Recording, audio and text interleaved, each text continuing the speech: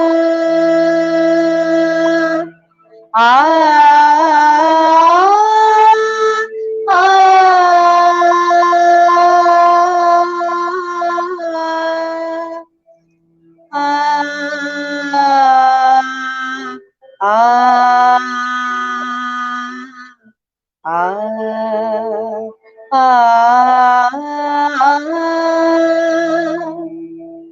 জনম জনম তব তরে কাঁদিব, জনম জনম তব তরে কাঁদিব।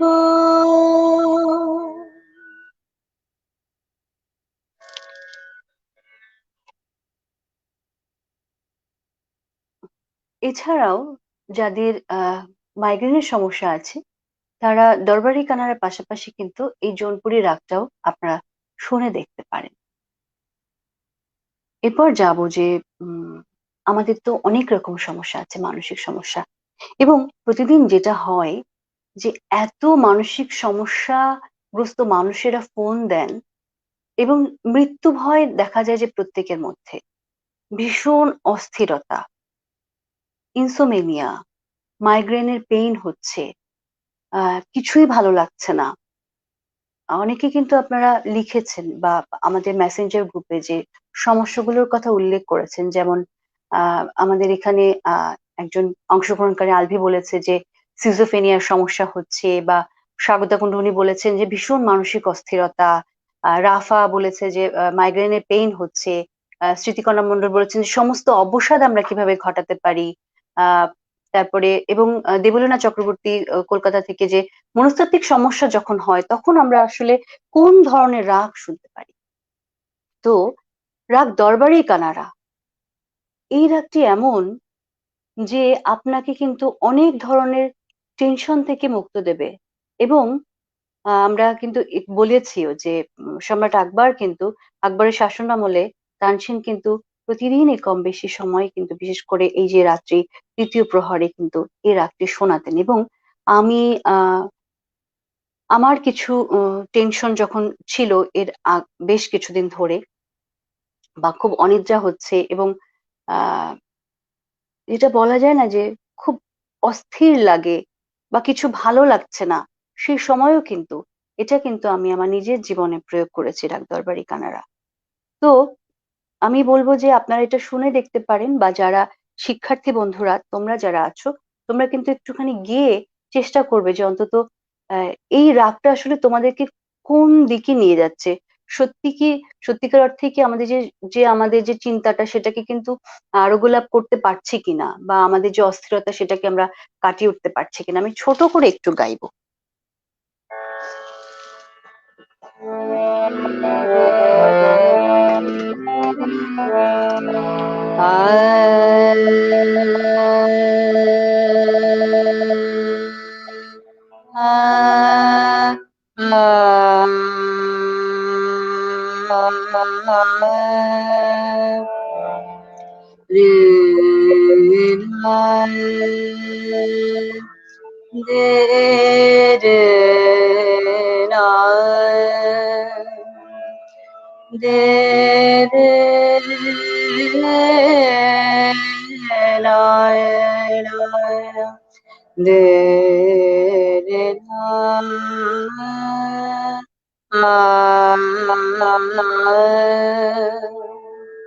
झनक झनक बाजे बिछुआ, झनक झनक बाजे बिछुआ,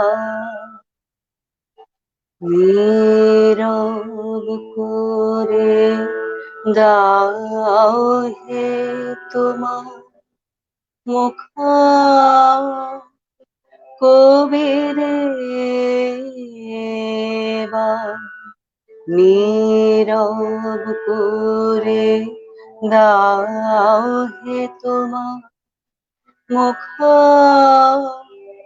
কবিরে তা।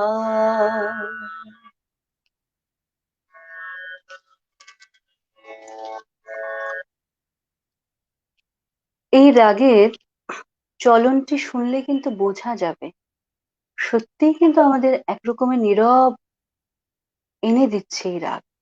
এমন একটা মানে কি বলা যায় যে আমার আর কোনো চিন্তা নেই, চিন্তাকে মুক্ত করে দিচ্ছে এই রাগ। বিশেষ করে যখন আলাপটা শোনা যায় এবং একটা রাগের আলাপই তো অনেক কিছু বলে দেয়। তো সেটাকে বোঝা, বিশেষ করে যারা সঙ্গীত শিক্ষার্থী বা সঙ্গীত নিয়ে আপনারা যারা কাজ করছেন, আপনাদের জন্য এটা খুব সহজ হবে। কিন্তু যারা সুহৃদ আছেন, তারাও যদি নিয়ম করে এই রাগগুলোকে একটু শোনার চেষ্টা করেন দৈনন্দিন জীবনে, আমার মনে হয় যে আমরা অবশ্যই এখানে উপকৃত হব।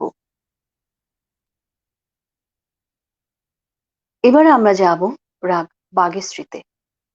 তো গবেষণায় আমরা দেখছি, বিশেষ করে আজকে অনেকে লিখেছেন, আমি একটু নামগুলো বলে গেলে আমার জন্য সুবিধা হবে। যে রাফা, আলভি, স্বাগতা কুন্ডু, তিথি, দেবলীনা চক্রবর্তী, সংযুক্তা রায়, অন্বেষা, স্মৃতি, কণা মণ্ডল, মিহির, যে কম বেশি সবারই সমস্যার ক্ষেত্রে যে আমাদের যেটা হচ্ছে যে মানসিক ভারসাম্য হারিয়ে ফেলছি, বা যারা শিশু কিশোর বন্ধুরা আছেন তারা অনেক রকম বিপথে চলে যাচ্ছেন, বা এমনও আছে যে আমাদের যারা বয়োজ্যেষ্ঠ আছেন পরিবারের, তাদের স্মৃতিভ্রষ্ট হচ্ছে বয়স বাড়ার সাথে সাথে, বা আমরা একাগ্র চিত্তে কোনো কাজ করতে পারছি না। এবং আমরা দৈনন্দিন জীবনে এতটা বেশি ব্যস্ত হয়ে গেছি যে সেখানে উম কোনোভাবেই আমরা কিন্তু কোনো কিছুতে মনোযোগ আনতে পারছি না। তো সেই মনোযোগ আনার জন্য কোন রাগটি আমরা ব্যবহার করতে পারি? বিশেষ করে যে ভয় আছে, অস্থিরতা আছে এবং কোনো কাজে আমরা ধ্যানস্থ হতে পারছি না। সবারই কিন্তু, যারা প্রশ্ন করেছেন সবার ক্ষেত্রে কিন্তু, যে কি করে আমরা ধ্যানস্থ হতে পারি? সেক্ষেত্রে কিন্তু রাগ বাগেশ্রী আমরা শুনতে পারি, আমরা গাইতে পারি। এবং আমার খুব মনে পড়ে যখন আমার বয়স ২১-২২, সেই সময় থেকে এই রাগটা আমি করছি এবং এখনো অব্দি কিন্তু এই রাগের আলাপটা আমি ওই একইভাবে গাইছি। প্রতিদিনই কম বেশি যখন বসি না কেন ওই প্রহরে আমি আলাপটা করি। এবং এটার কিন্তু শেষ নেই কোনো। যেমন আমার শিক্ষাগুরুরা বারবার বলেছেন যে, "তুমি জীবনে একটি রাগকে ভালো করে করো। সেটাকেই তোমার জীবনে বেঁধে ফেলো জীবন বিনায়।" তো আমার মনে হয় যে এই যে বাগেশ্রীতে আমি পথটা চলছি, এর কিন্তু কোনো শেষ নেই। যেটা আমাদের হয় না যে, যেমন আমাদের যে সঙ্গীতের সিলেবাস গুলো আছে ইউনিভার্সিটিতে বা বিভিন্ন কোর্স যারা আমরা করেছি, তো সেখানে দেখা যায় যে বাগেশ্রী ১ টা বছরের জন্য আমরা করছি। কিন্তু ওখানে কিন্তু এই রাগটা শেষ হচ্ছে না। এইটা যে আমার জীবন বীণার সাথে বেঁধে আমি জীবনের শেষ দিন অবধি চলতে পারি। এবং এই যে যারা আজকে লিখেছেন যে এই ধরনের সমস্যা আছে, বিশেষ করে আমাদের কোনো কাজে আমরা মনোযোগী হতে পারছি না। এখানে অরবিন্দ দাও লিখেছেন যে মনোযোগ সৃষ্টির জন্য কোন রাগের প্রভাব আছে। তো সেক্ষেত্রে কিন্তু আমাদের ধ্যানস্থ হওয়ার জন্য, আমরা একাগ্রচিত্তে যদি কাজ করতে চাই, সেক্ষেত্রে আমরা রাগ বাগেশ্রী ব্যবহার করতে পারি। আমাকে একটু বলেন না।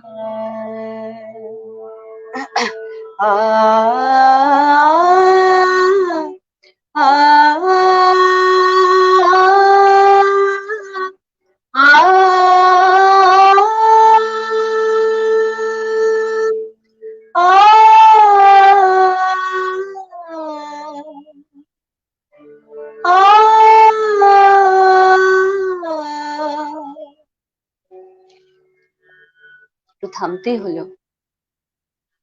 এর আগে চলনটা যেমন যেমন ভীষণ অস্থির হয়ে যায় আমরা। আমরা আহ কোনো কিছুতে মন নিয়ে আসতে পারছি না।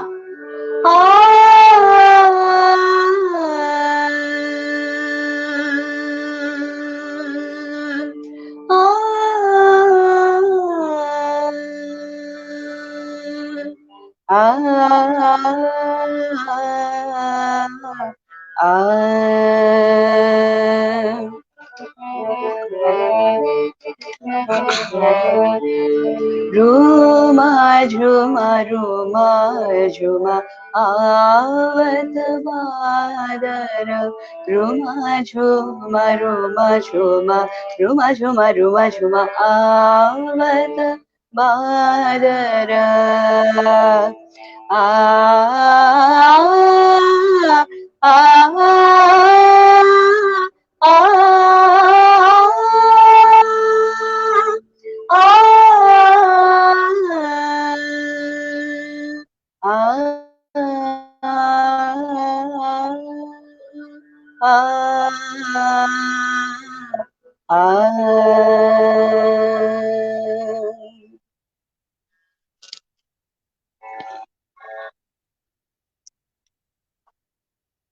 এরকম অস্থিরতা আমারও ছিল ভীষণ। যখন কোনো কাজ মন দিয়ে করতে পারছি না, শুধু বাগেশ্রী আলাপ করছি, শুধুই এই বাগেশ্রীর আলাপ করে গেছে।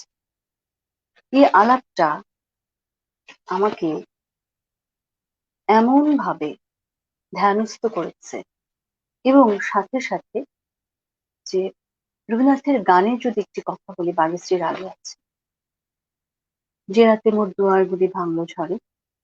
তো সেই গানের কথাটা যখন পড়ে, যে পৃথিবীতে সবকিছুই থাকবে, তার মধ্যে এই যে আমি একা এসেছি, আবার একাই চলে যেতে হবে। যখন আমরা কাছের মানুষের কাছ থেকে কষ্ট পাই, তখনই কিন্তু আমাদের এই যন্ত্রণাগুলো আসে। তখনই আমাদের কোনো কাজে মন বসে না, তখন আমরা অস্থির হয়ে যাই, তখন আমাদের মরে যেতে ইচ্ছা করে, কোনো কিছুই ভালো লাগে না, তাই তো? কেন আমাদের আসলে এই ধরনের সমস্যাটা হয়? কষ্ট থেকেই তো। আবার সেই কষ্টকেই কিন্তু লাঘব আমরা করতে পারি এই বাগেশ্রী ঢাক শোনার মধ্যে দিয়ে। এখানে দিলশাদ ইসমাত আছে, চিটাগং থেকে যুক্ত হয়েছেন। বলছেন যে বয়ঃসন্ধিকালে এর আচ্ছা, বয়ঃসন্ধিকালের অস্থিরতা কাটিয়ে মনোযোগী হওয়ার জন্য কোন রাগের প্রভাব আছে? আচ্ছা, এখানে আমরা রাগ ইমনটাকে কিন্তু ব্যবহার করতে পারি। অরবিন্দ দা উনিও জানতে চেয়েছেন, তোমরা যারা শিশু কিশোর বন্ধুরা আছো, বিশেষ করে যাদের বয়স 12 থেকে একদম 18 বা 22 পর্যন্ত, তোমরা রাগ ইমনটি একটু শুনে দেখতে পারো। আমি একটু গাইছি ছোট করে। এই রাগটির চলন এমনই যে সবসময় আমাদেরকে কিন্তু আনন্দে রাখবে। এবং আমার মনে হয় যে এই যে ওই সময় যে আমাদের পরিবর্তনটা এসেছে, যেটা আমাদের সময়ে আমরা বুঝতে পারিনি, এবং আমাদেরকে অনেক ক্ষেত্রে কিন্তু বোঝানো হয়ও নি, যেটা এখন তোমরা ইন্টারনেটের সুবাদে অনেক কিছু পেয়েছো। যেমন বয়ঃসন্ধিকালে কি কি সমস্যাগুলো হচ্ছে, এখন বয়ঃসন্ধিকাল হবার আগেই কিন্তু তোমরা এটা জেনে যাচ্ছ, কিন্তু ওই সময়ও কিন্তু আমরা যে পরিবর্তনটা হচ্ছে আমাদের মধ্যে আমরা বুঝতেই পারিনি। হয়তো আমাদের যারা বয়োজ্যেষ্ঠ ছিলেন অনেক পরে এসে আমাদেরকে কিন্তু এই বিষয় নিয়ে বলেছেন। তো আমরা রাগ ইমনটাকে শুনে দেখতে পারি, ইমনটাকে গাইতে পারি। আমি একটু ছোট করে গাইছি।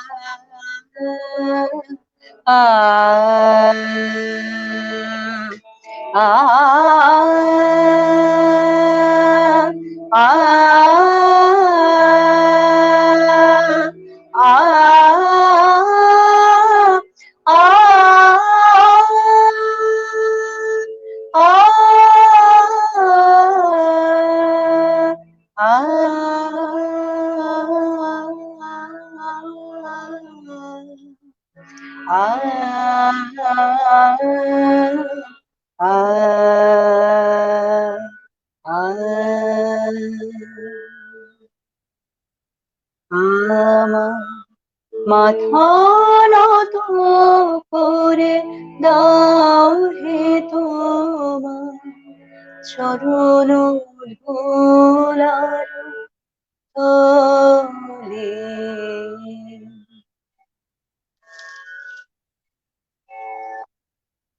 এবং আমরা এই রাগটি শোনার পাশাপাশি যদি রবীন্দ্রনাথের বা পঞ্চকবির লেখাগুলো পাঠ করতে পারি, আমার মনে হয় যে বয়ঃসন্ধিকালের যে সমস্যাগুলো আছে সেই সমস্যা থেকে আমরা কিছুটা লাঘব বা উপকৃত হতে পারি। আচ্ছা, উর্মি আক্তার উনি লিখেছেন যে স্ট্রোক, ব্রেন স্ট্রোক মনে রাখতে পারে না, ভয় পাওয়া, বারবার কিছু বলা, এগুলো নিয়ে একটু বলবেন। অবশ্যই বলবো। আমি একেবারে শেষের দিকে যে আমি এই বিষয়গুলো নিয়ে আলোচনা করব, যারা আজকে বিভিন্ন রকম প্রশ্ন মেসেঞ্জারে করেছেন। আমি পরবর্তী যে রাগ, সেই রাগের কথা বলবো, রাগ মালকোষ। অর্থাৎ আমাদের বিভিন্ন ধরনের ব্যথা হচ্ছে। এই ব্যথাটা যদি এরকম বলি, চন্দ্র সূর্য আমাদেরকে নিয়ন্ত্রণ করছে। জোয়ার ভাটা, অমাবস্যা পূর্ণিমা, আমরা ছোটবেলা থেকেই শুনে আসি কিন্তু যে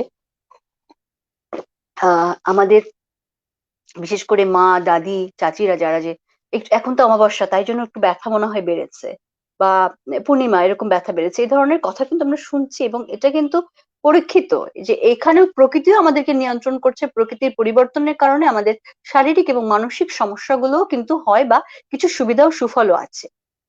তো সেক্ষেত্রে যদি বলি যে যে ব্যথাগুলো হচ্ছে, যেটা আমারও অনেক ক্ষেত্রে হয়, এবং শীতকালে ব্যথাটা বেশি বাড়ছে, সে ব্যথাটা পড়ে যাওয়ার পরও ব্যথা হয়, বা অনেক সময় কিন্তু বিভিন্ন রকম শারীরিক সমস্যা থেকেও ব্যথার সৃষ্টি হয়। যেমন আমার পাটা ভেঙে গেছিল, সে ব্যথাটা আমার শীতকালে অনেক বেশি হয়। তো এই ব্যথাটা কমানোর জন্য আসলে কি করতে পারি?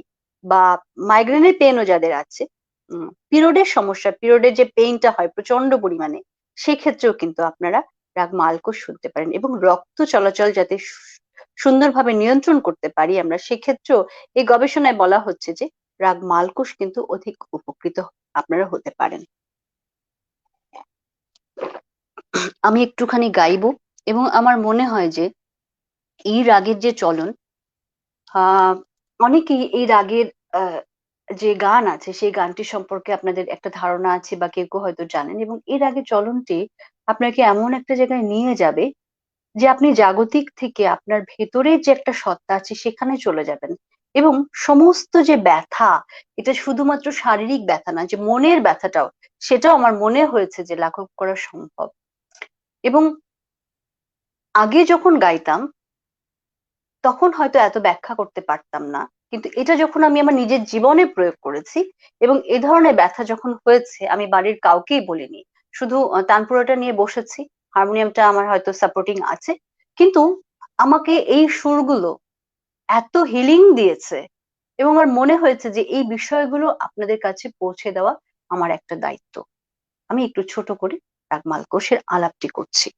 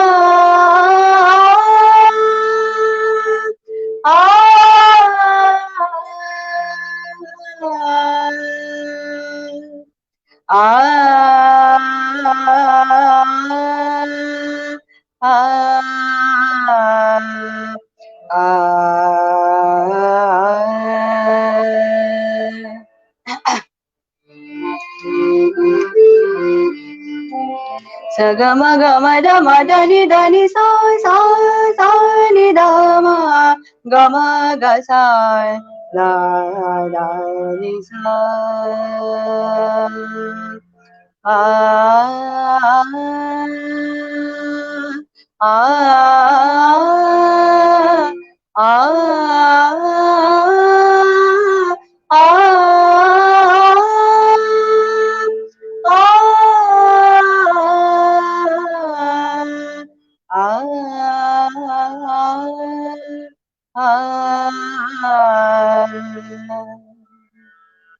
বসিয়া আছো কেন আপন মনে স্বার্থ নিমগ্ন কে কারণে চারিদিকে দেখো চাহি হৃদয় প্রসারে ক্ষুদ্র দুঃখ সব তুচ্ছ মানি প্রেম ভরে আলো শূন্য জীবনে আনন্দ ধারা বহেছে ভুবনে আনন্দ ধারা বহেছে ভুবনে।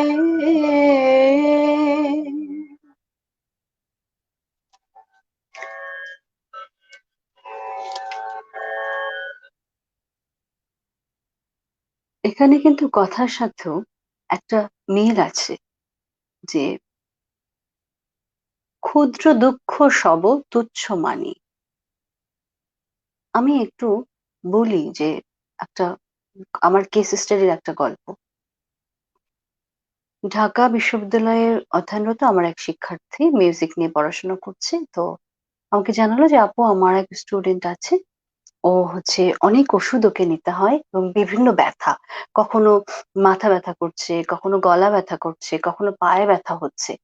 তো আমি বললাম যে এত রকম ব্যথা তো ডাক্তাররা কি বলছে? বলছে ডাক্তাররা কোনো কিছুই খুঁজে পাচ্ছে না, অনেক ইনভেস্টিগেশন দিয়েছেন, রিপোর্ট খুবই ভালো, কোনো সমস্যা নেই, কিন্তু ওকে অনেকগুলো ওষুধ নিতে হয়, 21-22টা। আমি বললাম যে ঠিক আছে, তুমি একটা কাজ করো, ওকে একদিন তুমি আমার কাছে নিয়ে এসো, আমি একটু কথা বলি ওর সাথে। কারণ আমি ওর সাথে কথা বললাম বেশ কিছুদিন। কথা বলার পরে একটা সময় আমি ওকে বললাম যে তুমি আসলে ওষুধগুলো ছেড়ে দাও, ওষুধ তোমাকে খেতে হবে না। তারপর ওষুধটাও ছেড়েও দিল এবং ওকে আমি একটা হচ্ছে গাইডলাইন দিলাম যে তুমি এই মিউজিক গুলো শোনো, এই রাগগুলো শোনো, দেখো যে তোমার ভালো লাগছে কিনা। এবং 21 থেকে 28 দিন বা 30 দিন পরে ও আমাকে বলছে আপু আমার না এখন আর খুব বেশি ব্যথা হয় না। তো ওকে কিন্তু রাগ মালকোষ আমি শুনতে দিয়েছিলাম। তো এটা যেটা হয় না যে আমরা অনেক সময় ব্যথাটাকে মানে খুব গুরুত্ব দেই। তো এখানে গানের মধ্যে কিন্তু রবীন্দ্রনাথ বলছেন যে ক্ষুদ্র দুঃখ সব তুচ্ছ মানি। প্রথমত তো রাগটাকে গুরুত্ব দিচ্ছি, তারপর গানের এই রাগে যে গানটি আছে সেই গানের কথাটাকে যদি আমরা গুরুত্ব দিই, যে জীবনের যত ক্ষুদ্র দুঃখ আছে সেগুলোকে তুচ্ছ করে মেনে নাও, কারণ আমার সামর্থ্য আছে, আমি যে কোনো অসুখ হলে চিকিৎসকের কাছে যেতে পারছি, কিন্তু একজন খেটে খাওয়া মানুষ যিনি আমাকে প্রতিদিন রিক্সায় করে বাড়িতে এসে পৌঁছে দিয়ে যান, তার এই ধরনের ব্যথা হলে সে যেতে পারছেন না। সে কি করছেন? সে মানসিক শক্তি দিয়ে সে সার্ভাইভ করে যাচ্ছেন। তো আমরা যদি আমাদের মানসিক শক্তিকে না বাড়াই, কোনোভাবেই কিন্তু সম্ভব না। তাহলে কিন্তু আমাদেরকে ডাক্তারের কাছে যেতেই হবে এবং এই প্রতি মুহূর্তে আমাদের অস্থিরতা, আমাদের ভয়, আমাদের বিভিন্ন রকম যে সমস্যা, সেই সমস্যাগুলো বেড়েই যাবে এবং সেটা কিন্তু আমাদের এক অর্থে কিন্তু আমাদের সামাজিকভাবে আমরা ভারসাম্যহীন হয়ে পড়ছি, রাষ্ট্রীয়ভাবে কিন্তু আমরা পিছিয়ে পড়ছি, যেটা কিন্তু বহির্বিশ্বে এতটা দেখা যায় না। বিশেষ করে এই করোনা পরবর্তী সময়ে হতাশাটা এমন ভাবে বৃদ্ধি পেয়েছে, যাদের বয়স 14 থেকে 26-এর মধ্যে, এবং প্রতিনিয়ত কিন্তু আমি এই বিষয়গুলো নিয়ে কাজ করছি, কম বেশি সবাই বলছে যে জীবনটা খুব বিতৃষ্ণার হয়ে গেছে, আমার আর বাঁচতে ইচ্ছা করে না। কিন্তু জীবনটাকে প্রতিদিনই আমরা কিন্তু উদযাপন করতে পারি। এই যে যারা এই রাগগুলো সৃষ্টি করেছেন, তারা কিন্তু জীবনটাকে উদযাপন করেছেন এবং দিনে 14 ঘন্টা, 12 থেকে 14 ঘন্টা রেওয়াজের মাধ্যমে, সাধনার মাধ্যমে কিন্তু এই বিষয়গুলো সৃষ্টি করে গেছেন। কাদের জন্য? পৃথিবীর মানুষের জন্য। এবং আমরা কিন্তু আজ তার সুফল ভোগ করছি। তো আমার মনে হয় যে আমাদেরকে কিন্তু ওই যে মানসিক যে জোরটা সেটা কিন্তু রাখতেই হবে। আমি যে বিষয়গুলো আপনারা লিখেছেন আমি চেষ্টা করব যে একটু বলার জন্য। আচ্ছা, এবার আমরা যাব যে বিভিন্ন ধরনের মানসিক সমস্যা আছে। যেমন বলছিলেন যে রাগ হয়ে যাচ্ছে। অনেকে এখানে লিখেছেন। বা ঘুম হচ্ছে না, বা ক্ষুধা মন্দা আছে, বা মৃত্যু ভয়, বা ভীষণভাবে চিন্তিত আছেন। একেবারে ক্ষুধাই লাগছে না। অস্থির হয়ে যাচ্ছেন। সে অস্থিরতা কেমন? যে কোনো মৃত্যুর সংবাদ আপনি শুনেছেন? আপনাকে সেই মৃত্যু সংবাদটা অস্থির করে দিয়েছে। আপনি আরো ৫ জনকে জানালেন। বা আপনার অনিদ্রাহীনতা এমন একটা জায়গায় চলে গেছে যে আপনি ঘুমের ওষুধটা নিচ্ছেন। বা মানসিক সমস্যা এমন জায়গায় চলে গেছে যে আপনি আরো ৫ জনকে ফোন করছেন, করে আপনার সমস্যাগুলো জানাচ্ছেন এবং তারা যখন আপনার এই সমস্যাগুলো নিয়ে গল্প করছে বা বিভিন্ন মানুষের কাছে সেগুলো বলছে, তখন আপনিও কিন্তু অসুস্থ হয়ে যাচ্ছেন। বা ক্ষুধা-মন্দা, যেটা আপনার একদম ক্ষুধাই লাগছে না, কোনো কিছু খেতেই ইচ্ছা করছে না। এমন গভীরভাবে চিন্তা করছেন যে চিন্তা আপনাকে কোনো পথ দেখাচ্ছে না। এরকম তো আমাদের হয়ই। যে এমন কিছু, কিছু চিন্তা আছে যে চিন্তা আমাদেরকে আসলে খারাপ দিকে নিয়ে যায় এবং ভীষণ রাগ হয়। সেই রাগের ক্ষেত্রে আপনি ভাঙচুর করছেন। আ যখন রাগ হচ্ছে তখন আপনার ঝগড়া করতে ইচ্ছা করে। আপনি নিজেকে নিয়ন্ত্রণ করতে পারেন না। এই সময় আপনি যে রাগ শুনতে পারেন, রাগের সময় যে রাগ শুনতে পারেন সেটা হচ্ছে রাগ কেদার। কেদারা, কেদার আমি আমার নিজের জীবনে প্রয়োগ করেছি। এবং যে গানটি সবসময় গাই, প্রায় আমার মনে পড়ে যে আ ২৪-২৫ বছর ধরেই গানটি গাইছি। এখনো গাই। এই রাগটাকে কেন্দ্র করে এই গানটি।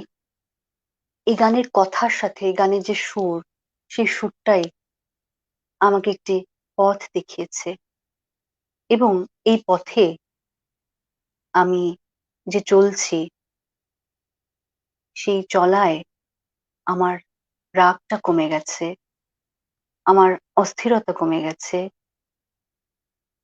আমার মধ্যে যে হতাশা ছিল, সেই হতাশাগুলোকে জয় করতে পেরেছি এবং আমার শক্তিটা বা মনোবলটা এমনভাবে বেড়েছে যে আমার মনে হয় যে একদিনে ৪৮ ঘন্টা হলে আমি আরো ভালো কাজ করতে পারতাম। আমি একটু ছোট করে গাইছি।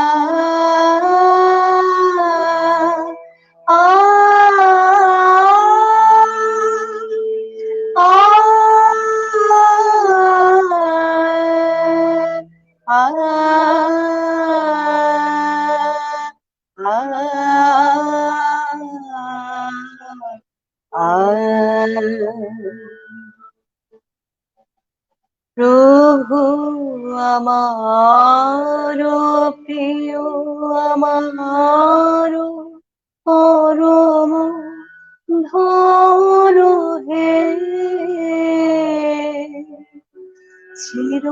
চিরপথের সঙ্গী আমার, চিরজীবন হে প্রভু আমার প্রিয়, আমার পরম ধন হে, চিরপথের সঙ্গী আমার, চিরজীবন হে প্রভু আমার, প্রিয় আমার, পরম ধন হে।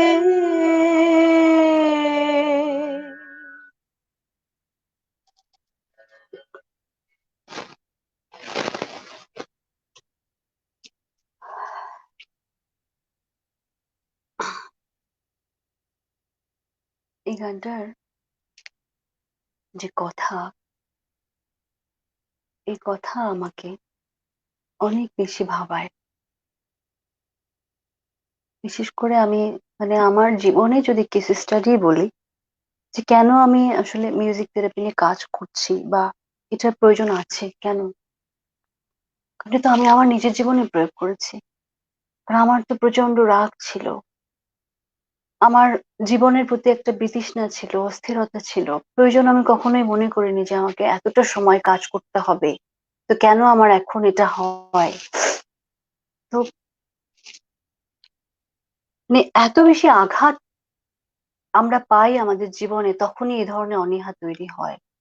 এবং যখনই আমি এই গানটা শুনি, আমার নিজের গাওয়া বা কারো রেকর্ড আমাকে একটু অন্য জায়গায় নিয়ে যায়।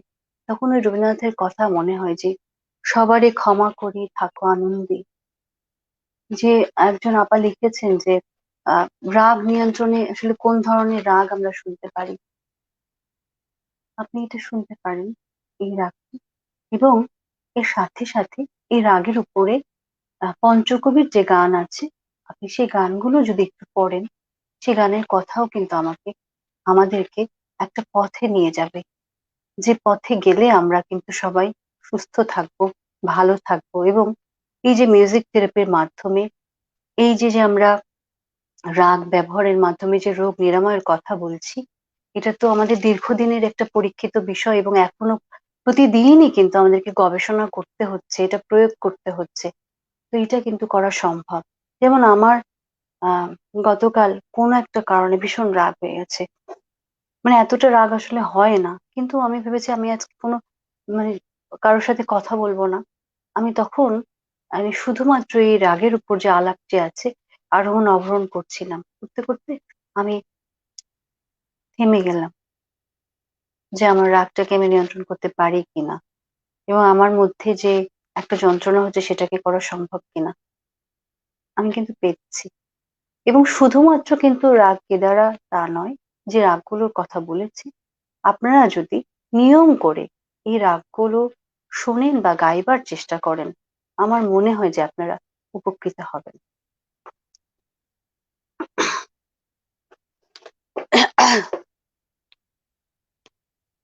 আজকে এখানে আমরা কথা বলেছি যে রাগগুলো নিয়ে ভৈরবী, জৌনপুরী, দরবারি কানাড়া, বাগেশ্রী, মালকুশ এবং কেদারা।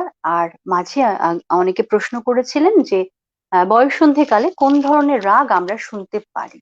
তো সেটাও বলেছি রাগী মনের কথা। এবার আমরা কিন্তু একটা বিষয় এখানে রেখেছি যে আহ কণ্ঠ সঙ্গীত না যন্ত্র সঙ্গীত কোনটি হচ্ছে নিরাময়ের ক্ষেত্রে বেশি কার্যকর হবে। আমরা যখন খুব বেশি অসুস্থ হয়ে যাই, তখন আমাদের আসলে কি হয়? আমাদের কি তখন কথা ভালো লাগে? আমরা তখন কিন্তু দেখবেন যে লাইটটা অফ করে একটা ঘরের মধ্যে থাকার চেষ্টা করি, ফোনটাকে আমরা সাইলেন্ট করে দেই, বা হসপিটাল গুলোতে দেখা যায় যে নীরবতা বজায় রাখুন, তাই তো? তাই তো হয়। ওটা তো স্বাভাবিক। তো সেই ক্ষেত্রে কিন্তু আমি বলবো আপনাদেরকে, আপনারা অবশ্যই যন্ত্রসঙ্গীতের সুরটা শুনবেন, এবং যন্ত্রসঙ্গীতে যে রাগগুলো আছে সেগুলো শোনার চেষ্টা করবেন, যে রাগগুলোর কথা বললাম। কারণ ওই সময় হয়তো কথা আপনাদেরকে আহ মনোযোগটা নাও নিয়ে আসতে পারে, বা ধ্যানস্থ নাও করতে পারে। এবং সেটা কিন্তু শুধুমাত্র যে আপনি 10 মিনিট শুনলেন তা কিন্তু না। যখন আপনার শরীরটা খারাপ লাগছে সেই সময় তো শুনবেন। এবং আরেকটি বিষয় যে প্রত্যেকটা প্রহরে যে রাগগুলো আছে, এবং সেইগুলো রাগগুলো কিন্তু শোনার চেষ্টা করবেন। আমার একটা বিষয় একটু যদি বলি আপনাদেরকে, যে উম কোন কোন বাদ্যযন্ত্র শুনবেন। যেমন আমার যেটা হয় যে আমার ভীষণ ভালো লাগে সানাইয়ের সুর, এবং আমার মন খারাপ হলেও সানাই শুনি। আবার যখন খুব বেশি ভালো কিছু প্রাপ্তির খবর থাকে তখনও আমি সানাই শুনি। মাইগ্রেনের পেন হলেও সানাই শুনতাম, পিরিয়ডের পেন হলেও সানাই শুনি। এবং এই সানাইয়ের সুর আমাকে এমন একটা জায়গায় নিয়ে যায় যে আমার মনে হয় যে আমি আবার কালকে সুন্দর করে বাঁচবো এবং আমার মধ্যে ভালো যা আছে আমি সবকিছুই দেবার চেষ্টা করব। তো সেক্ষেত্রে আপনাদের যে যে বাদ্যযন্ত্র ভালো লাগে আপনারা সেই ধরনের বাদ্যযন্ত্র শুনতে পারেন। আপনারা যারা এখানে আছেন, যে একটু যদি লিখে দেন যে আপনাদের কার কার কোন কোন ধরনের বাদ্যযন্ত্র ভালো লাগে, বাদ্যযন্ত্রের সুর ভালো লাগে, যে সেখানে সেতার আছে, সানাই আছে, সরোদ আছে, সন্তুর আছে, বাঁশি আছে, এবং সেই রাগের উপরে যদি এগুলো অবশ্যই পাওয়া যাবে, ইউটিউব সার্চ করলে আপনারা পেয়ে যাবেন। তখন দেখবেন যে আপনাকে কিন্তু আরো অনেক বেশি সাপোর্ট দিচ্ছে এই সুরগুলো, যেটা কথার মধ্যে না, কথার বাইরে সুর। এই কথাটা আমরা তখনই বলি যখন আমরা মানে একদম ধারণ করার বিষয় চলে আসে, কিন্তু যেখানে এখানে আরোগ্য লাভের বিষয় আসছে, তো সেক্ষেত্রে আমি আপনাদেরকে বলবো যে আপনারা অবশ্যই এই বাদ্যযন্ত্রের সুরগুলো শোনার চেষ্টা করবেন। দেবলীনা দিয়ে আপনি আছেন, এখানে লিখেছেন বাঁশির সুর, বাহ, খুব ভালো। এবার যদি বলি যে যে এই রোগের সাথে আপনি রাগগুলোর মানে চিহ্নিত করবেন কি করে? আচ্ছা, যে আমার এই এই প্রবলেম গুলো আছে, এটাকে আগে কিন্তু আপনাকে আইডেন্টিফাই করতে হবে যে আমার কি কি সমস্যা। আচ্ছা, আমি রেগে যাচ্ছি, আমার ক্ষুধা মন্দা আছে, আমার অস্থিরতা আছে, আমার মাইগ্রেনের পেন আছে, আমার ডায়াবেটিস আছে।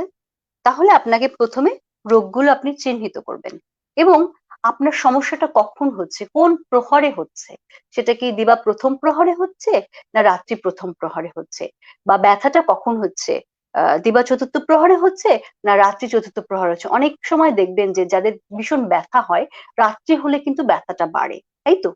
তাহলে যদি রাত্রিবেলায় অর্থাৎ ৮টা ৯টা থেকে যদি কোনো ব্যথা বাড়ে, তো সেক্ষেত্রে আপনি কি করবেন, সেই প্রহরের রাগটাকে আপনি নির্ণয় করবেন, এবং ওই প্রহরের রাগে আপনার যে বাদ্যযন্ত্র ভালো লাগছে আপনি সেটা কিন্তু শুনতে পারেন। আর একটা বিষয় কিন্তু যে এটা কিন্তু শুধুমাত্র মানে ওই দিনের জন্য আপনার করলে হবে না, এটাকে আপনাকে অনুধাবন করতে হবে, এবং ওষুধের মতো করে, যেমন আমাদেরকে ৩ বেলা ওষুধ খেতে হচ্ছে কিন্তু আমাদের যখন ডোজ থাকছে, তাই না? যে সকালে একটা ডোজ থাকছে, দুপুরে একটা ডোজ থাকছে, রাতে একটা ডোজ। তাহলে আপনাকে কিন্তু নিয়ম করেই শুনতে হবে। ওই প্রহর ছাড়াও কিন্তু আপনি অন্য প্রহরে, যেটা হচ্ছে যে সকালবেলার প্রহরে শুনলেন বা দুপুরে শুনলেন বা রাতে রাতে শুনলেন, নিয়ম করে আপনাকে কিন্তু এই রাগগুলো শুনতে হবে। এবং আমি বলবো যে যারা বিশেষ করে শিক্ষার্থী তোমরা আছো, তোমরা অবশ্যই চেষ্টা করবে কিন্তু যে তোমরা এই রাগগুলো শোনার জন্য। দেখো কত সুন্দর করে তোমরা লিখেছো যে বাঁশি, বীণা, একতারা, সেতার, তানপুরা, সরোদ, বাহ! এবং এই আহ, মানে বাদ্যযন্ত্রের উপর এত সুন্দর আমাদের এই পাশ্চাত্য সঙ্গীতের যারা সঙ্গীতজ্ঞ এবং যারা গুণী মানুষ যারা আমাদেরকে দিয়ে গেছেন, তাদের সৃষ্টি আছে, সেটা নিয়ে আমরা একটু পরে আলোচনা করব। সত্যি আমার মনে হয় যে আমরা আশীর্বাদ নিয়ে পৃথিবীতে এসেছিলাম। আচ্ছা, এরপরে আরো যে একটি বিষয় আছে, এখানে একটা প্রশ্ন এসছে সৈয়দা নিগার বানু, একটি প্রহরে একটি রাগ ২৮ দিন শোনার কথা বললেন, তাহলে কি ওই রাগটি আমি নানা দিনে নানা প্রহরে শুনতে পারবো? আচ্ছা, যেমন ইমন যদি রাত্রি প্রথম প্রহরে শুনবো বলে ঠিক করলাম, কিন্তু টানা ২৮ দিন ওই সময়টা রক্ষা করা সম্ভব না হলে তখন কি এটাতে খারাপ ইফেক্ট হতে পারে? আমার মনে হয় না যে এটাতে আসলে খারাপ ইফেক্ট হবে। উম এখন এটা কিন্তু সম্পূর্ণ আপনার মন দ্বারা নিয়ন্ত্রিত, এবং আপনার যেটা বললাম যে মানসিক একটা বিষয়, যে আমি এটা পারবো। আমাদেরকে কিন্তু প্রথমেই চেষ্টা করতে হবে যে আমি এটা শুনবো, এটা আমার হবে। আমাদের মধ্যে ওই ভয়টা কাজ করে বলেই কিন্তু আমরা পিছিয়ে যাই। আমরা আসলে কি করব বুঝে উঠতে পারি না, তখন আমরা আরো ৫ জনের কাছে চলে যাই। তাহলে প্রথমেই আমাকে কিন্তু একেবারে সিদ্ধান্ত নিতে হবে যে না, এটা আমি শুনবো, এবং এটা আমি যে যে কথাটা বিজ্ঞান বলছে, যে কথাটা ভারতীয় শাস্ত্রীয় সঙ্গীত বলছে যে না এটা দ্বারা সম্ভব, সেটাকে আমাকে কিন্তু মেনে নিতেই হবে। কারণ কেন মেনে নিতে হবে, আপনি এখানে বলতেই পারেন যে এটা তো সম্ভব নাও হতে পারে, কিন্তু এই যে যে আমরা এই সুফলটা নিতে চাই, আমরা যে পথে এসেছি, আমরা কিছুটা বোঝার চেষ্টা করছি, কারণ সঙ্গীত কিন্তু আমাদেরকে প্রত্যেকটা মুহূর্তে নিয়ন্ত্রণ করছে, বিজ্ঞান কিন্তু সেই কথাটা বলছে। আচ্ছা, তো দৈনন্দিন জীবনে রাগ শ্রবণ এবং অনুশীলন এই বিষয়ে যদি আমরা আসি, যে যারা সঙ্গীত শিক্ষার্থী তোমরা আছো, এই যে প্রহর ভেদে যে রাগের অনুশীলন যদি আমরা করি, সেটা অধিকতর কাজে আসবে। এবং এই রাগ অনুশীলন এবং চর্চার কিন্তু কোনো বিকল্প নেই। আর এই রাগগুলো শোনার ফলে যেটা আমাদের হবে, সেটা হচ্ছে যে আমাদের কিন্তু মনোবলটা বাড়বে, আমাদের স্মৃতির শক্তি বাড়বে, এবং আমাদের যাদের স্পিচ থেরাপি সমস্যা, কিছুটা আমরা লাগু করতে পারবো। এটা সম্ভব। কারণ যখন আমরা কোনো রাগ করছি প্রথম থেকে শেষ পর্যন্ত, অর্থাৎ যখন তাড়ানো আমরা করি, এই যে যে আমাদের উচ্চারণে কিছু জটিলতা রয়েই যায়, তখন কিন্তু আমাদের কিন্তু ওম নোম তোম আমরা করছি কিন্তু তাড়ানোর ক্ষেত্রে, তাই না? তো সেক্ষেত্রে আমাদের উচ্চারণের যে সমস্যাগুলো, সেক্ষেত্রে আমরা জানি যে অনেকে কিন্তু যাদের উচ্চারণের সমস্যা বা কথা বলতে সমস্যা হয়, ডক্টররাও কিন্তু সাজেস্ট করে থাকেন যে আপনার বাচ্চাটাকে গান শেখাবেন। হ্যাঁ, এবং আমার কাছে অনেক কিন্তু শিক্ষার্থী এরকম এসেছে বা এখনো আছে যাদের এ ধরনের সমস্যা আছে। গান করার পর বা বিভিন্ন রকম রাগ আস্তে আস্তে করে চর্চা করার মধ্য দিয়ে কিন্তু এ ধরনের সমস্যার সমাধান করা সম্ভব হয়েছে। তো আমরা মোটামুটি বুঝতে পারছি যে এই রাগগুলো আমরা যদি আমাদের দৈনন্দিন জীবনে শোনার চেষ্টা করি, প্রয়োগের চেষ্টা করি, গাইবার চেষ্টা করি, আমার মনে হয় যে এই ধরনের সমস্যাগুলো থেকে আমরা পরিত্রাণ পাবো, এবং এটা কিন্তু পরীক্ষিত একাধিকবার। এবং যেটা আমি আমার নিজের জীবনে প্রয়োগ করেছি, এবং আমার যে এ পর্যন্ত ২৯টি কেস স্টাডি আছে, সেক্ষেত্রে অনেকের ক্ষেত্রে প্রয়োগ করেছি। তাদের মধ্যে অনেকেই কিন্তু আজকে আমাদের এই সেশনে যুক্ত হয়েছেন। আচ্ছা, মিউজিক থেরাপির কি কোনো সাইড ইফেক্ট আছে? ওষুধের যেমন আছে। আহ এটা আমি উম কাজ করছি এই বিষয়টা নিয়ে। আমার মনে হয় যে মিউজিক থেরাপির এখন কিছুটা, ধরেন যে এটা যে আমরা বলি না শুদ্ধ সঙ্গীত চর্চা, যেটা আমাদের গানের তৈরির আমাদের কিন্তু মূল লক্ষ্য, আমরা চেষ্টা করি আমরা, এবং সেই বিষয়টা নিয়ে কাজ করছি কিন্তু। তো এমন এমন কিছু কিছু মিউজিক আছে যেটা আমাদেরকে মাঝে মাঝে কিন্তু বিভ্রান্তিকর পরিস্থিতির সৃষ্টি করে। যেমন আমরা এই রাগ শুনছিলাম, আজকে যদি আমরা এমন কিছু মিউজিক আমরা এখানে শুনি, যেটা মনে হবে যে না, আমার কাছে মনে হতো যে ওইটাই ভালো। এবং কোনো কোনো সময় কিন্তু অতিরিক্ত মাইকের আওয়াজ, অতিরিক্ত গাড়ির আওয়াজ বা লোকজনের যে আওয়াজগুলো হয় মাঝে মাঝে দূর থেকে ভেসে আসে, সেগুলো কিন্তু আমাদেরকে বিরক্তি কর সৃষ্টি করে কিন্তু। তো সেক্ষেত্রে এটা নিয়ে আমাদের এখনো গবেষণার কাজ আমি শুরু করেছি, এবং আমি কিন্তু এটা গত ক্লাসে আমার স্টুডেন্টদের মধ্যেও প্রয়োগ করার চেষ্টা করেছি। একটু বলি আমি, আহ, মানে পাশ্চাত্য সঙ্গীত শোনাচ্ছিলাম, তারপর আমি ওয়েস্টার্ন মিউজিক যখন শোনালাম, দেখছি যে সবাই খুব বিরক্ত হয়ে যাচ্ছে এবং ওরা বলছে আপু ওইটাই ভালো ছিল। তো এটা কিন্তু আসলে পরীক্ষা নিরীক্ষার বিষয়।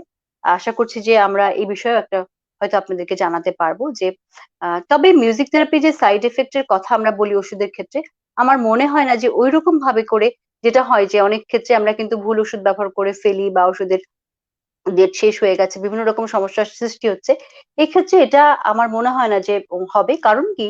যে আমরা যারা এই বিষয়টা নিয়ে কাজ করছি, যে আমরা আমাদের কাছে যারা আসছেন বিভিন্ন সমস্যা নিয়ে, আমরা কিন্তু তাদেরকে কেস স্টাডি করছি। তাদের দৈনন্দিন জীবন আচরণের কথা শুনছি, তারা কি করছেন সেটা শুনছি, কোন ধরনের বাদ্যযন্ত্র তাদের পছন্দ সেটা শোনার চেষ্টা করছি, আদৌ সে সংগীতের সাথে সম্পৃক্ত কিনা সেটা শোনার চেষ্টা করছি।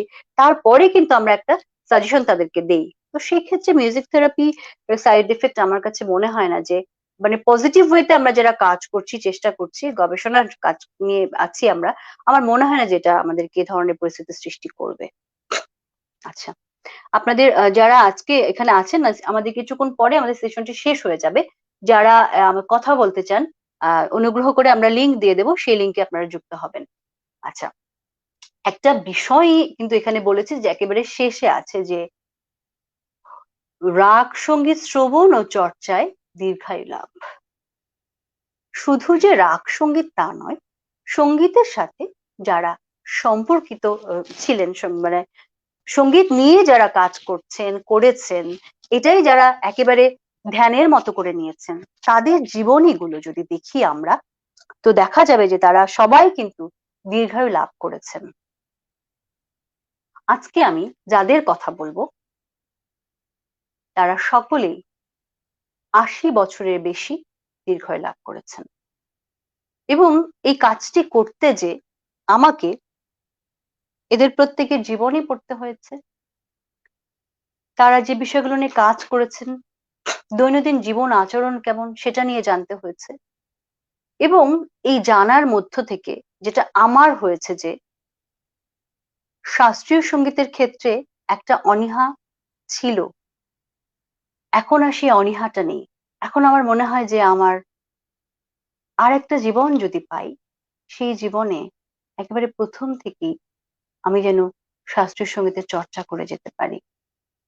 তো আমাদের ভারতীয় উপমহাদেশের যাদের কথা বলবো এবং সেখানে শুরু করার আগে আমি ১ম এই যার কথা বলবো, আমার সঙ্গীত শিক্ষাগুরু, সঙ্গীতজ্ঞ প্রয়াত মুক্তি মজুমদার, যিনি একদম সঙ্গীতই যার প্রাণ।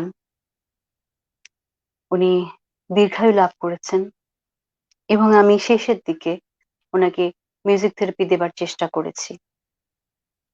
আমার শাস্ত্রীয় সঙ্গীত শিক্ষাগুরু যিনি ছিলেন, এখনো আছেন পৃথিবীতে, উনি আমাকে ৬-৭ ঘন্টা ধরে শুধু শেখাতেন এবং আজ থেকে মানে ১৫-২০ বছর আগে এই যে ৬-৭ ঘন্টা তালিম দেওয়ার বিষয়টা আমার খুব মনে পড়ে না কেউ দেয় কিনা।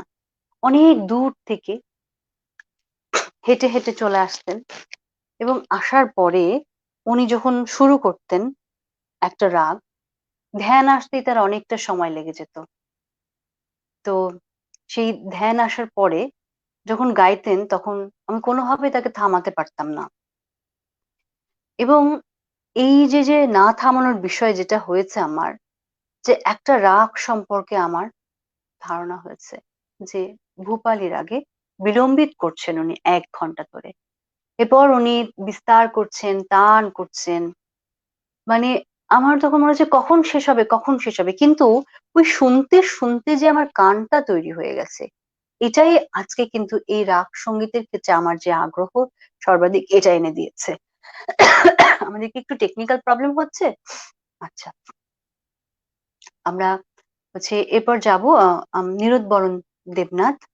আ উনি কিন্তু এখনো আছেন এবং ৯৮ বছর বয়স উনি পাস করছেন। আমার অনেক শিক্ষার্থী তোমরা যারা আছো, তোমাদেরকে নিয়ে গেছি কিন্তু।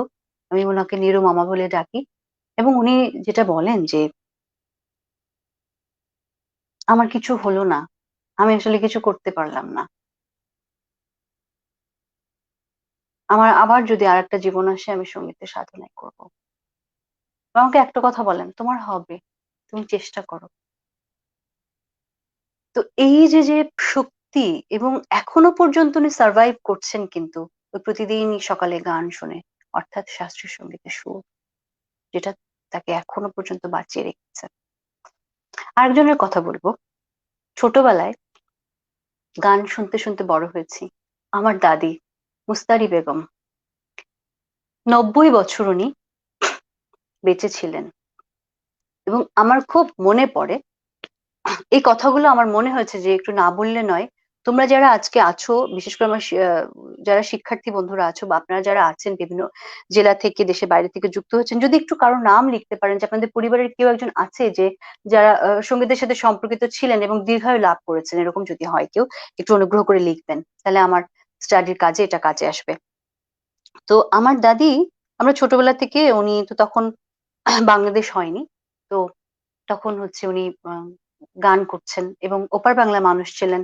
উর্দু, হিন্দি এই ভাষাতে গান করতেন, বাংলাতে গান করতেন।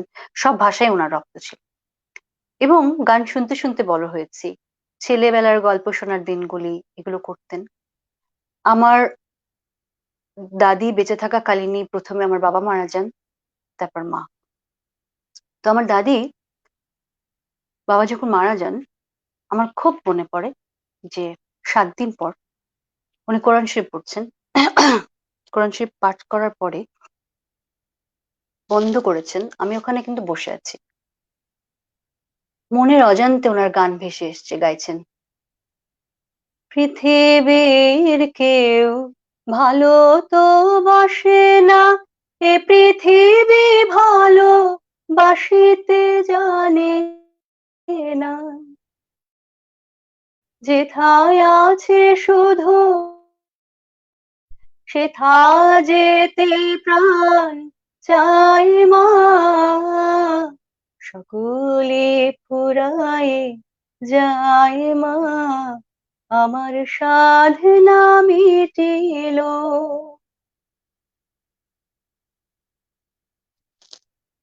তো আমি না, মানে আমার দাদির দিকে তাকিয়ে আছি তখন যে উনি কোরআন শরীফ পাঠ শেষ করলেন। সঙ্গীতের সাথে কিন্তু যে দ্বন্দ্ব, ধর্মীয় যে বিষয়টা কোথাও কিন্তু নেই। আমি আমার নিজের চোখের সামনে দেখেছি, এবং আমার দাদির সাথে আমি আমার জন্ম থেকে ওনার মৃত্যুর আগের দিন পর্যন্ত থেকেছি। সে গল্প হয়তো আপনাদেরকে অন্য একদিন বলবো। আমি আমার দাদির পাশের ঘরে ঘুমাতাম।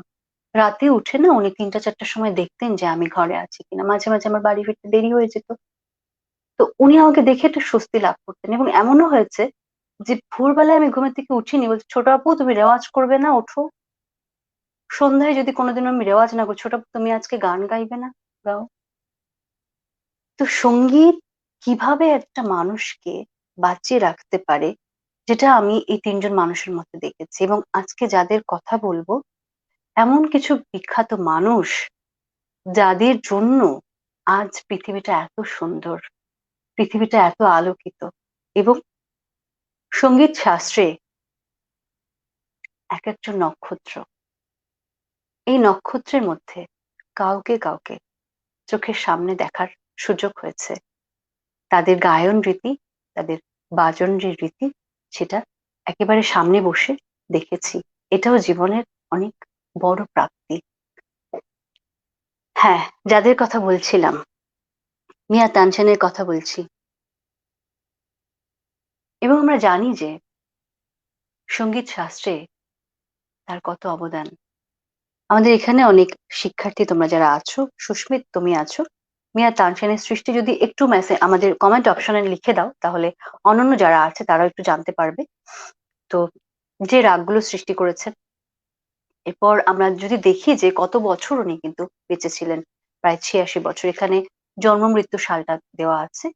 আমরা আমাদের এই বাংলার গর্ব উস্তাদ আলাউদ্দিন খাঁ, যিনি ১১০ বছর বেঁচে ছিলেন, এবং তার জীবনে যে উত্থান পতন, বিশেষ করে মানে একটা কথা, বা ওই যে গল্পের মতো করে পড়েছে যখন, যে উনি রাজ দরবারে যাবেন, রাজার ঘোড়ার গাড়ির সামনে লাফ দিয়েছেন, যে ওখানে যিনি রাজাকে গান শোনান তার কাছে সঙ্গীতের উনি তালিম নেবেন। মানে কি সাহস, যেটা আমরা ভাবতেই পারি না। এবং কত ধরনের বাদ্যযন্ত্র সৃষ্টি করেছেন, দিনের পর দিন তালিম দিয়ে গেছেন। এই ধরনের নিবেদিত মানুষ বিশেষ করে সঙ্গীত সাধনায় এখন কিন্তু কম দেখা যায়। পর যদি আমরা যাই, উস্তাদ বিসমিল্লাহ খাঁ, বলছিলাম সানাইয়ের সুর, ৯২ বছর কিন্তু উনি বেঁচে ছিলেন। এরপর যদি আমরা যাই, পণ্ডিত রবিশঙ্কর, যার সেতারের মূর্ছনায় সমস্ত পৃথিবী কিন্তু এখনো আনন্দিত হয়, যিনি বাংলাদেশের মুক্তিযুদ্ধের সময় সেতার বাজিয়ে বাংলাদেশের জন্য আহ্বান করেছিলেন, মানুষের পাশে থাকার আহ্বান করেছিলেন, যার অবদান অনস্বীকার্য। এরপর যদি আমরা যাই গিরিজা দেবী, বিদুষী গিরিজা দেবী, আমরা যদি যাই, যে ৮৮ বছর কিন্তু বেঁচে ছিলেন।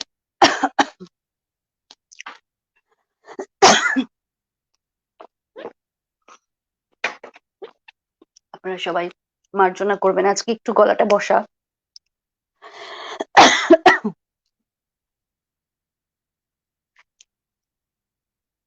এরপর আমরা একটু যাব বিদুষী কিশোরী আমানকার। এই দুজন মানুষকে আমার পরপর মানে দেখার সুযোগ হয়েছিল বেঙ্গল ফাউন্ডেশনের ৫ দিন ব্যাপী যে ক্লাসিক্যাল ফেস্টিভ্যাল হতো। এই দুজন গুণী মানুষ এসেছিলেন, এবং যখন মধ্যরাত্রে গাওয়া শুরু করলেন, ঐশ্বরিক যে সুর আছে সেই সুর ভেসে আসছিল।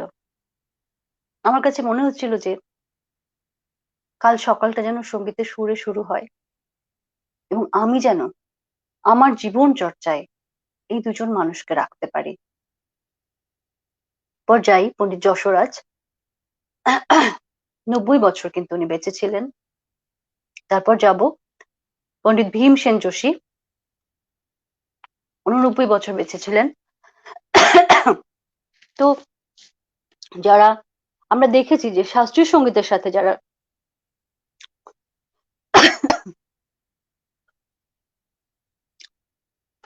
একটু গরম পানি এনে দেবে, একটু ক্ষমা চেয়ে নিচ্ছি, গলায় একটু সমস্যা হচ্ছে। প্রায় 1 ঘন্টা 22 মিনিট কথা বলছি তো। তো শাস্ত্রীয় সঙ্গীতের সাথে যারা সম্পর্কিত ছিলেন এবং এখনো আছেন, সঙ্গীতের সাথে যারা সম্পর্কিত আছেন, তাদের সবাই কিন্তু কম বেশি দীর্ঘায়ু লাভ করেছেন। আমরা যদি একটু বলি যে আধুনিক গানের ক্ষেত্রে মান্নাদের কথা যদি বলি, মান্না দে 94 বছর বেঁচে ছিলেন। আমাদের দেশের গর্ব, আমরা যদি ফিরোজা বেগমের কথা বলি, প্রায় 84 বছর বেঁচে ছিলেন। এবং এখনো অবধি যারা সাধনা করে যাচ্ছেন সঙ্গীতের সাথে, সেরকম দুজন গুণী মানুষের কথা যদি বলি, লতা মঙ্গেশকর, যিনি দীর্ঘ আয়ু নিয়ে সঙ্গীতে সাধনা করে চলেছেন, 93 বছর পার করছেন। আমরা তার সুস্থতা কামনা করছি। আমরা জানি যে তিনি কোভিডে আক্রান্ত হয়েছেন। এবং গীতশ্রী সন্ধ্যা মুখার্জি 90 বছর পার করছেন।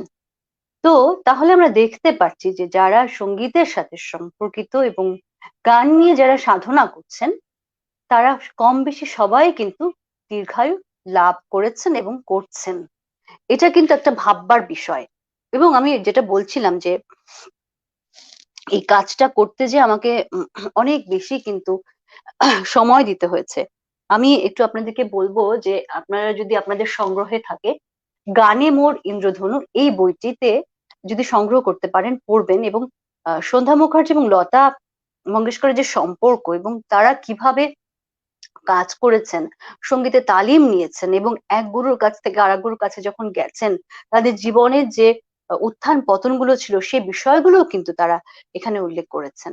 তো আমার মনে হয় যে আপনারা যদি সুযোগ থাকে এই বিষয়গুলো নিয়ে আপনারা করতে পারেন। আর বিভিন্ন রকম সমস্যার কথা অনেকেই জানতে চেয়েছেন। যদি আপনারা আমাদের স্টেম ইয়ার্ডে এসে যদি সরাসরি কথা বলতে চান, সেখানেও আমি উত্তর দিতে পারি। বা আমি কিন্তু ইতিমধ্যে বলে দিয়েছি যে সমস্যাগুলো। আরেকটা প্রশ্ন ছিল, যেটা প্রশ্নটা উত্তর দেইনি, যে মিহির বর্মন বলেছে যে ঋতু পরিবর্তনের সাথে সাথে মনের পরিবর্তন। আচ্ছা, ঋতু পরিবর্তন যখন হচ্ছে তখন আমাদের মনেরও কিন্তু একটা পরিবর্তন হয়। সেটা কেমন? যে গ্রীষ্মকাল আমাদের আসলে ভালো লাগে না, প্রচন্ড গরমটা আমাদের সবার জন্য বিরক্ত। আচ্ছা, বর্ষাকালটা আমাদের খুব ভালো লাগছে, আবার বসন্ত অনেকের ভালো। তো এই যে ঋতু পরিবর্তনের সাথে সাথে আমাদের যে পরিবর্তনটা হচ্ছে, আমরা কিন্তু ঋতু পরিবর্তনের সাথে সাথে আমরা সেই রাগগুলো শুনতে পারি। যেমন বর্ষাকালে মেঘমল্লার আমরা শুনতে পারি, বসন্তে আমরা হিন্দোল শুনতে পারি, বাহার শুনতে পারি, গ্রীষ্মে আমরা দীপক রাগ শুনতে পারি। তো আমরা কিন্তু প্রত্যেক ঋতুরও আবার নির্ধারণ করা আছে রাগগুলো, সেগুলোও কিন্তু আমরা শুনতে পারি। এবং এই রাগগুলো শোনার সাথে সাথে আমাদের মনের একটা পরিবর্তন তো হচ্ছে, শারীরিক পরিবর্তন হচ্ছে। আমার মনে হয় যে সেটা যদি আমরা লিখে ফেলি যে কোন ধরনের সমস্যাগুলো হচ্ছে বা পরিবর্তনটা আসলে কিভাবে আসছে, সেটা কিন্তু আমার মনে হয় যে আমাদেরকে একটা অন্য পথ তৈরি করে দেবে। এবং যারা আপনারা শাস্ত্রীয় সঙ্গীত নিয়ে কাজ করছেন, এখনো তো অনেকেই আছেন যারা নিরবিচ্ছিন্ন ভাবে কিন্তু বিভিন্ন রাগ তৈরি করে চলেছেন। আমরা জানি যে এই 10টা ঠাট থেকেই তো এতগুলো রাগ তৈরি হয়েছে, তাই না? তো এটা আমাদের কিন্তু একটা গবেষণার কাজ। এবং এটা একদিনে কিন্তু শেষ না। আজকে যেমন এই কথাগুলো বলছি, আমি কিন্তু আজকে রাতেই আবার এই বিষয়গুলো আমার নিজের জীবনে প্রয়োগ করব, কাল সকালে করব, কালকে আবার যারা আসবেন, যারা কথা বলবেন তাদের জীবনেও কিন্তু প্রয়োগ করব। তো আজকে যে আমাদের আলোচনাগুলো ছিল যে বিভিন্ন রকম রাগ ব্যবহারের রোগ নিরাময়, আশা করছি যে হয়তো কিছুটা আপনারা উপকৃত হবেন। এবং আপনাদের যদি এইসব বিষয় নিয়ে কোনো প্রশ্ন থাকে আমাকে ইনবক্স করবেন। এবং আজকে আপনারা যারা অংশ নিয়েছেন বিভিন্ন জেলা থেকে, দেশের বাইরে থেকে, আপনারা আপনাদের মন্তব্যগুলো যদি জানাতে চান, আমাদের সাথে সরাসরি স্ট্রিম ইয়ার্ডে যুক্ত হবেন। আমরা আপনাদেরকে লিঙ্কটা দিয়ে দিয়েছি। অনুগ্রহ করে যারা যুক্ত হতে চান একটু কমেন্ট অপশনে লিখবেন।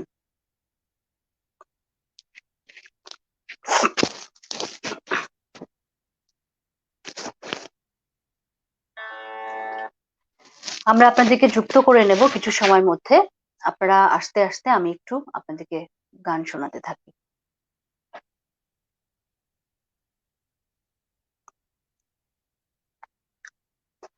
আর মিউজিক থেরাপি বিষয়ে বিশদ জানতে আমাদের আগামী ৭ দিনের মধ্যে মিউজিক থেরাপি ইন বাংলাদেশ একটি ইউটিউব চ্যানেল আপনারা জানতে পারবেন এবং এই চ্যানেলটাতে আপনারা সবাই সাবস্ক্রাইব করবেন এবং বিশদ বিষয়ে মিউজিক থেরাপি নিয়ে আমরা যে কাজগুলো করেছি সবকিছুই আপনারা কিন্তু ওই চ্যানেলে দেখতে পাবেন।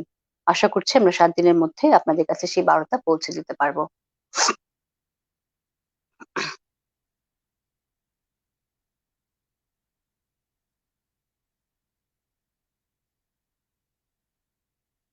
আমরা যে লিঙ্কটি দিয়েছি, আপনারা যারা আছেন আমাদের সাথে সরাসরি যুক্ত হতে চান, অনুগ্রহ করে লিংকে যুক্ত হবেন এবং আজকের আমার মনে হয় যে সেশনটি কেমন লেগেছে সেই বিষয়টা নিয়ে বলবেন বা আপনাদের কোনো মন্তব্য থাকলে।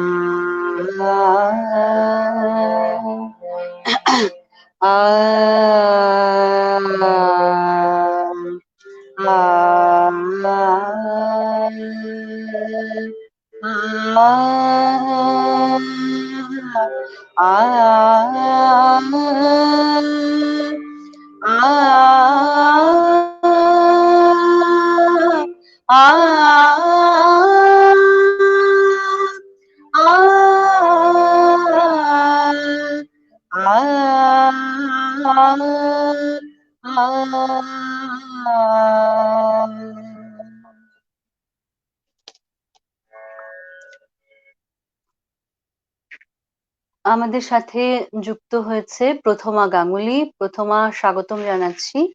প্রথমা, তুমি তো একাধিক মিউজিক থেরাপি সেশনে যুক্ত হয়েছিলে এ পর্যন্ত এবং আজকে সেশনটিও যুক্ত হলে, তোমার বলো অভিমতটা শুনি।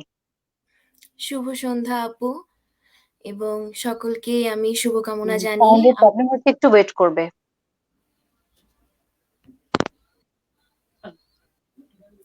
শুভ সন্ধ্যা আপু, এবং আমি সকলের উদ্দেশ্যে শুভকামনা জানিয়ে আমি একদম শুরু থেকেই আজকে আমার কথাগুলো বলতে চাইছি। আমি 2019 সালে তো সেই গানের তরীতে যখন আমি আমাদের সাপ্তাহিক যে ক্লাসগুলো, সেই ক্লাসগুলো যখন আমি করতে আসতাম শুরুর দিকে, আমাদের যতদূর আমার মনে আছে বুধবার আর শুক্রবার ছিল। তো তখন আপু তুমি সবসময় বলতে মিউজিক থেরাপির বিষয়ে ক্লাসের যে কোনো একটা সময়ে মিউজিক থেরাপি নিয়ে একটা আলোচনা থাকতো। তো তখন থেকেই আমার মিউজিক থেরাপির বিষয়ে একটা আগ্রহ বাড়তে থাকে যে জিনিসটা কি, বিষয়টা কি। তখন আমার মনে পড়ে যে তুমি বলতে আমাদের যে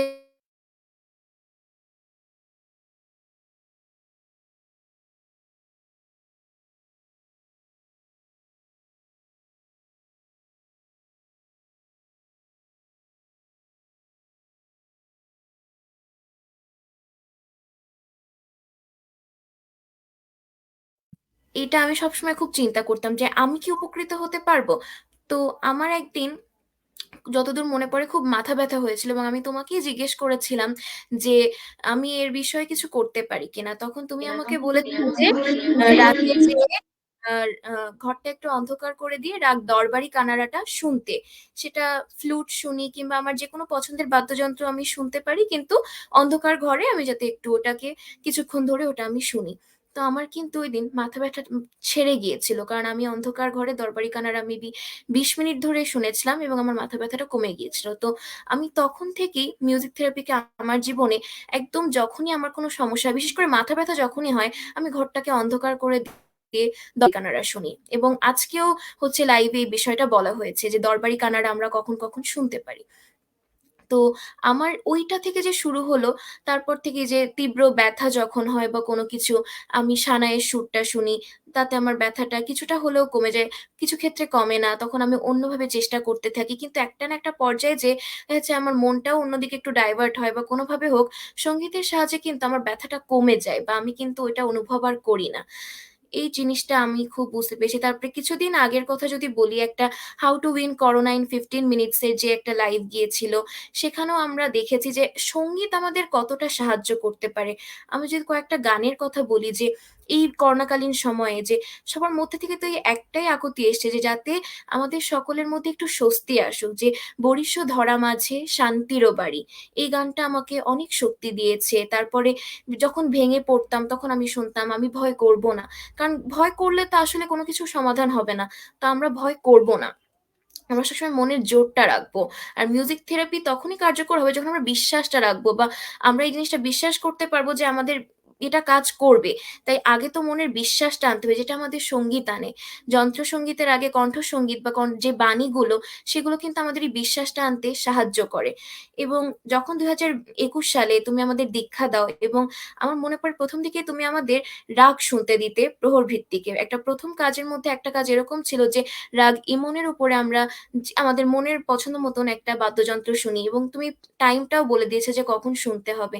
তো আমরা যখন শুনে আমাদের অভিমতগুলো ব্যক্ত করছিলাম গ্রুপে, তখন আমাদের এক একজনের এক একটাই অভিমত ছিল, কিন্তু সবাই কিন্তু আমরা একটা জায়গায় যে মিলিত, যে আমাদের সবার ভালো লেগেছে। সারাদিনের এত ক্লান্তি, এত কাজ, গুরুসন্ধির কাজ বলি, নিজেদের দৈনন্দিন কাজ বলি, সবকিছু পরে কিন্তু রাগটা শুনে আমাদের স্বস্তি পেয়েছিলাম, আমাদের ক্লান্তিটা দূর হয়ে গিয়েছিল। তো মিউজিক থেরাপি আমাকে সবসময় সাহায্য করেছে। আর সাইড ইফেক্টের কথা, আমি কখনো সাইড ইফেক্ট পাইনি, বরং আমার যখন খুব হতাশ লাগে, অস্বস্তি হয়, অসহ্য লাগে, রাগ হয়, আমি কিন্তু মিউজিকটাই শুনি। বাঁশির সুরটা আমি খুব পরিমাণে শুনি, সেতার শুনি, সরোদ শুনি। সবকিছু মিলিয়ে যখনই মিউজিকটা শুনি, দেখা যাচ্ছে যে আমার যে বিষয়টা নিয়ে রাগ ছিল, বা যে বিষয়টা আমার মনটা খারাপ ছিল, সেই বিষয়টি আমি তখন ভুলে যাই। যে যখন আমি একটা সুর শুনছি, সেই সুরের মধ্যেই আমি একদম ভেসে যাই। তো মিউজিক থেরাপি সবসময় আমাদের সাহায্য করে। প্রথমা, অনেক অনেক ধন্যবাদ। তুমি নিজের জীবনে যে মিউজিক থেরাপি প্রয়োগ করছো, এবং সেটা মানে প্রাত্যহিক জীবনে, যেটা আমরা বারবার কিন্তু বলে থাকি, যেটা একদিনের জন্য নয়, এটা প্রতিদিনই আমাদেরকে করতে হয়। তো এই প্রতিদিনের কাজটা আমরা যেন করতে পারি, সেই শুভ কামনা তোমার জন্য রইলো। অনেক অনেক ভালো থেকো, সুস্থ থেকো। আপনারা হয়তো অনেকেই চেষ্টা করছেন, কিন্তু টেকনিক্যাল কারণে হয়তো যুক্ত হতে পারছেন না। তো উম, আমাদের যারা বন্ধুরা আপনারা আছেন আমাদের গানের তরীর, যদি যুক্ত না হতে পারে, আমি শেষ করব। আপনারা আমাদেরকে মেসেঞ্জারে মেসেজ করবেন, বা আমি আমাকে ইনবক্স করলে আমি চেষ্টা করব বিভিন্ন বিষয়ে কথা বলবার জন্য। এবং আমাদের ইউটিউব যে চ্যানেলটি আছে, সেখানে আমাদের মিউজিক থেরাপি বিষয়ে যে পোস্ট গুলো আছে, সেগুলো আপনারা একটু দেখবেন। আপনারা যারা আমাদের আজকের এই সেশনটিতে দেশের এবং দেশের বাইরে থেকে যুক্ত হয়েছেন, আপনাদের সবাইকে অনেক অনেক ধন্যবাদ। আগামী মাসেও আবার অন্য একটি বিষয় নিয়ে আমাদের এ ধরনের অনলাইন সেশন অনুষ্ঠিত হবে, আশা করছি। সেই সেশনটিতে আপনারা যুক্ত হবেন। আসুন, নির্দিষ্ট একটি দিন নয়, প্রত্যেকটি প্রহরে, প্রতি প্রহরের রাগগুলো শোনার চেষ্টা করি, এবং আমাদের যে ধরনের শারীরিক এবং মানসিক সমস্যা আছে, এই সমস্যার সমাধানে এই রাগগুলো আমাদেরকে কিভাবে নিরাময় দিতে পারে, কিভাবে আমরা এই রাগগুলো শুনে উপকৃত হতে পারি, সেই চেষ্টা করি। আপনারা সবাই ভালো থাকবেন, সুস্থ থাকবেন, সাবধানে থাকবেন। সবাইকে অনেক অনেক শুভেচ্ছা জানিয়ে শেষ করছি আজকের এই সেশনটি। শুভম।